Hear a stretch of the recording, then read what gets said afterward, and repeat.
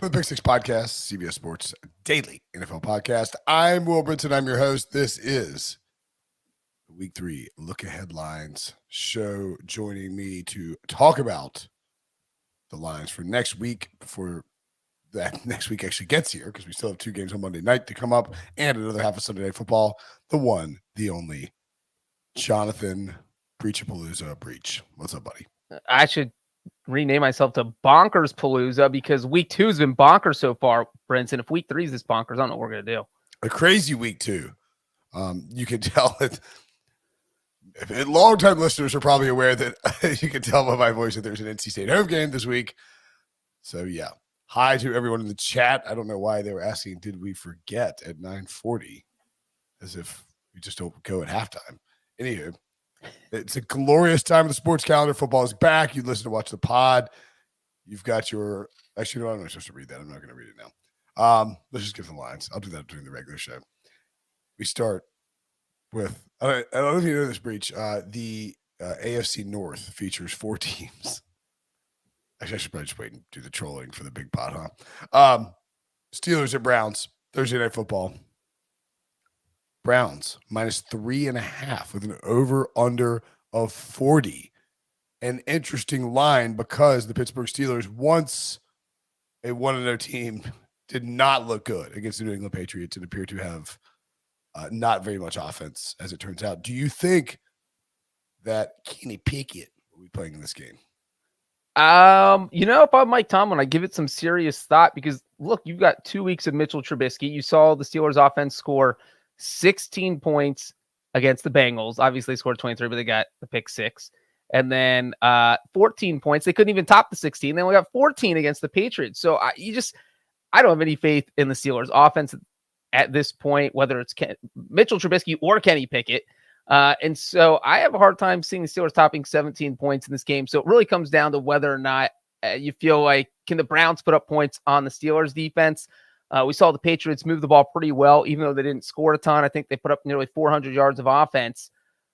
So I think my early lean here is the Browns, but I don't love it because, it's not like the Browns have great offense. They have Jacoby Brissett. There's a lot of question marks there too. But until the Steelers actually do literally anything on offense, I cannot go with them. Yeah, unders have been good for anybody who wants to mess around with the Steelers. We told you to take the under in the Patriots and Steelers game this week. That did well. I mean, 40 is just not going to get much lower. I guess that if for some reason we had really bad weather in Cleveland, which is something I guess I could look up. Ooh, Thursday does look like rain. And, a lot of wind. Time to take the under on this. Now, it's going to get down to 38 is my guess. It's currently looking like 19 to 18 to 16 mile per hour winds throughout the game. Anything above 15 matters for these games. I would take the under 40. And I agree with you. I think that the Browns are the play here. I'm not sure how big the line will get when you're talking about a total that's 40. I would much rather have 3 than 3.5, of course. I don't think it's going to get to like 5 or anything like that. Jason, the world is yours in the chat, says, I'm going to tease the under. I don't hate that either. So is Steelers plus 10.5. It feels like a 14-10 game based on the weather you're describing. Yeah. So if you do a 6 point, or let's say you do a 6 or 7 point teaser, you get Steelers plus 9.5 or plus 10.5, and an under a 46 or 47. And I just have to see what that math, the juice would be. Maybe Debo could even click it. We could just find out. That is not a horrific idea. I kind of like that. And if you don't want to click it, Debo, it's fine. We'll just move on. Okay, moving on. Saints at the Panthers. Saints minus 2.5 at Carolina, over under 40.5. My buddy Matt Gray texted me and said, do you think that Matt Rule will be fired if the Carolina Panthers start 0-3? I do not think that will be the case, but I think he will be getting very close to getting fired. How about you? I don't think you're firing him after 2 weeks, but you're 0-2. Do you remember a coach being fired after 3 weeks? Maybe Bill O'Brien 3 weeks, but they weren't. Yeah, I guess it could happen, but it's not like something that it's not very common. You have to be desperate, and I don't know. I mean, Tepper's probably getting there, and he's the kind of guy that would do it. So let's not rule it out completely. But I will say that, like, when you look at this, the Saints defense is good. We saw them mostly hold the Buccaneers in check until Jameis Winston went nuts by throwing it to all of his old teammates, and saw pick six in there. But the Saints defense held their own. And I think the one thing that's scary about taking the Saints is you don't know what Jameis Winston is going to show up. Is it going to be fourth quarter Jameis Winston from week one, who threw for over 100 yards and multiple touchdowns in the fourth quarter? Or is it going to be second half Jameis Winston from Sunday against the Buccaneers? You have no idea. But the one thing I will say is that I think the Saints defense is good enough to just shut down whatever the Panthers are going to do on offense. And I think that alone, maybe they win this game 17-14, 2017, but I feel like they can cover the 3. Yeah, I would definitely lean towards the Saints in this. The Panthers are just not very good. They're not very well coached. By the way, I found one that was kind of close to 3 games. Lane Kiffin, fired by Al Davis 4 games into his second season, September 30th. That is, if you don't make it to October, something is going seriously awry. It would be pretty shocking if they fired Matt Rule. I think that's around when Lane Kiffin trotted Sebastian Janikowski out there to attempt a 74-yard field goal. Either the week, I think that was part of the decision. Probably. Anywho, yeah. I mean, I don't know how far this is going to fly in terms of moving towards the Saints. But if you like the Saints, and I do like the Saints, it's not coming back to Carolina. I would be surprised if it came back to Carolina. We saw the Panthers actually close as a favorite in New York on Sunday after opening up as like a +2.5 dog. That didn't work out very well for the Panthers. They're desperate. Maybe they could pull off a surprising win. They beat the Saints last year in week 2 after the Saints beat the Packers in week 1. I just can't back Carolina right now. This is a game where I would just stay away from it. I think I would probably like the under if I had to bet on something. Just to double check. I don't think it's going to be bad weather. Yeah, it's going to be like hot on Sunday it's just going to be nice and no bad weather. I mean, 40.5 is just so few points. Carolina's defense is pretty decent. I don't know, man. I think it's a stay away game. I don't think we know what we're going to get for the Carolina Panthers. The Chiefs at the Colts. Chiefs minus 6.5 at the Colts. Wow. I mean, things are going pretty south for Indianapolis pretty quickly, by the way. They didn't score. Probably they scored a point against Jacksonville. Over under 49.5. What say you here, Breech? Brinson, the Jaguars have only shut out all. I don't know what you're saying because you sound like a robot, but I think it's a very salient point. It was a very, very, very, very make it again. Make it again. No, I was just going to say that the Jags have pitched 3 shutouts for the past 15 years, and 3 of them came against the Colts, who are the worst teams in the NFL. Right? I mean, if you can't score against Jacksonville, what is you doing? Breech, go ahead and jump out and hop back in, and I'll just make whatever point you were trying to make, is that the Colts did in fact get shut out by the Jaguars, which is humiliating. They're 0-1-1 now. I mean, again, like this line is, I would say, more likely than not to maybe drift towards Indianapolis because they're a home dog. I mean, so they can't be an 8-point home dog to the Chiefs. Although we have seen with the Chiefs a large line movement as a road favorite. It happened against Arizona in week 1. That line jumped up quick late. Kansas City has been, I mean, they're the freaking Chiefs. They are terrifying, and they should have covered against the Chargers, but it is what it is. They got that late score. I think the under here at 49.5 would actually be a pretty good look. We talked about the Colts not scoring against the Jaguars.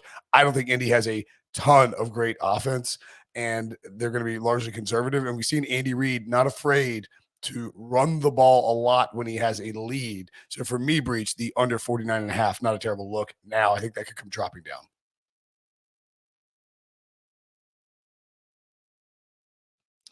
Well, Breech is a frozen robot now. All right, I'll tell you what, let's take a break, and when we come back, we'll see if we have Breech return to join us to talk about more lines next.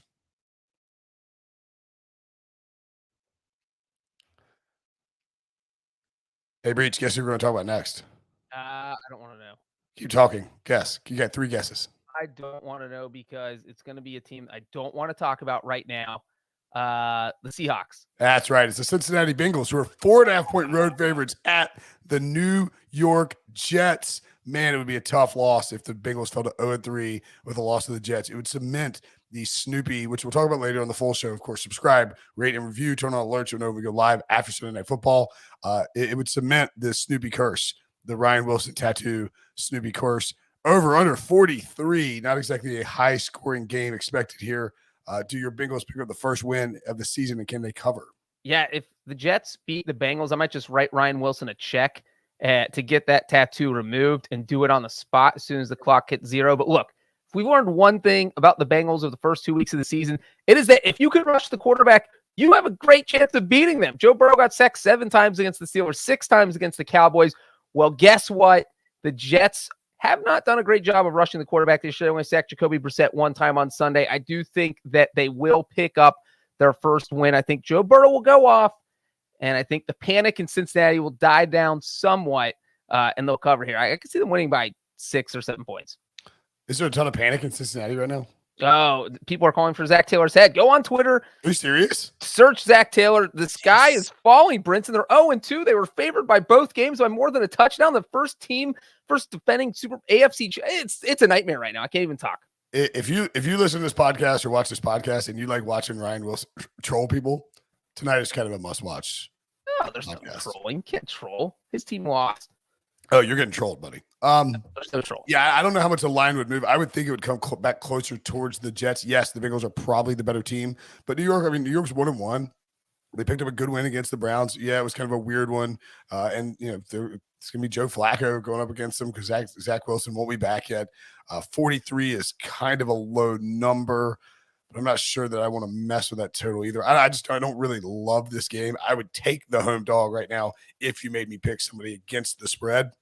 Could see it maybe coming down a little bit, but yes, this is a pretty good spot for the Bengals to pick up their first win. Would not be surprised if they won. Would be delighted if they lost, quite frankly. The Ravens -3 at the Patriots, over under 44. Of course, New England took care of business in Pittsburgh. Baltimore got their business taken care of in a wild game. They looked like they were going to win. And now, speaking of trolling, I can't believe Miami Dolphins fans aren't murdering me on Twitter yet.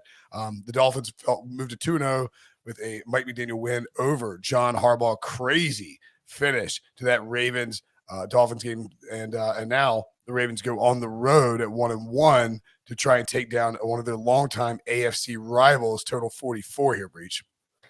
Look, the Patriots are averaging 12 points per game through 2 weeks. The Ravens, whether they won or lost on Sunday, doesn't matter. They put points up on the board. They scored 24 in week 1. They scored 35 in week 2. So it feels like the only way the Patriots have a chance in this game is if Bill Belichick can figure out some way to kind of slow down Lamar Jackson. And maybe score 22 points or 27 points or something. Breech, your internet is being less reliable than the Bengals offense. So I don't know. It's all right. It's all right. We only have a couple more games. I'll wrap this thing up. You go ahead and bounce, and you go and cry a little bit longer about the Bengals losing. I don't think this is going to go out of control towards the Ravens. I mean, -3. Again, you're in New England. Yes, the Ravens are the better team. They should take care of business against a questionable New England team.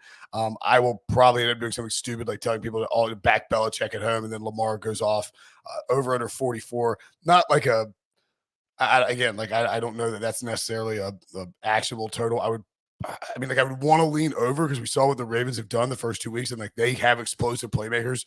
Rashad Bateman had over 100 yards. Mark Andrews over 100 yards. Both had a touchdown. They can score a lot of points. I just don't know if the Patriots can match them. This is just not a team that's going to score 30 points. It doesn't look like with their currently constructed offense. So would lean towards the over, but not with that Patriots offense. I wouldn't want to bet it. The Rams -5 at the Cardinals. The Rams had a little bit of a scare against the Falcons on Sunday. Atlanta had the ball trying to win the freaking game and really mess up survivor pools. This line has actually already moved towards the Cardinals, who had a insane finish against the Raiders, winning in overtime 29-23. I think because it's a divisional game, if I'm getting those points more than a field goal, I'm probably taking the home team against the spread.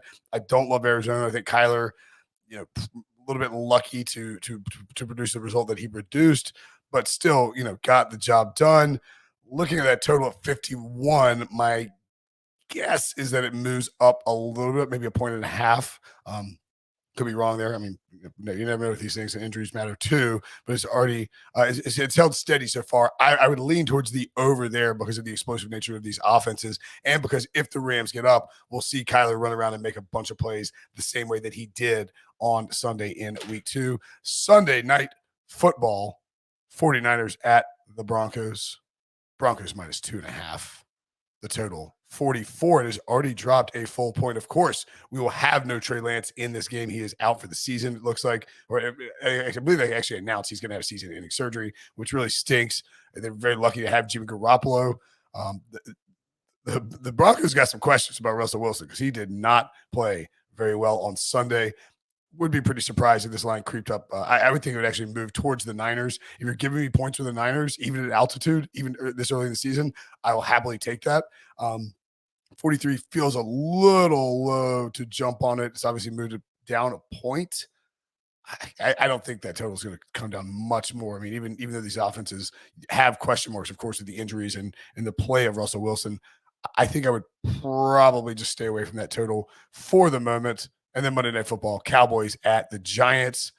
The Giants are -3 in this game, a total of 39.5. That is so gross. The Cowboys won, so I think you're getting a little bit of value taking the Giants. The Giants actually look like a better team right now. I mean, like they're a decent team, I think, with Brian Dable coaching. I would take the Giants here, laying just the 3 right now. And obviously, I'm not touching that over-under because it's 39.5, which is just an absurd number. So give me the Giants now. I think it maybe creeps to 4. If the Cowboys, if Cooper Rush, suddenly turns into like a superhero, maybe it goes the other way. That'll do it for us. Week 3, early look ahead lines. John Breech will get it rebooted for the Sunday night show. Thanks for watching. Thanks for listening. Talk to you guys later.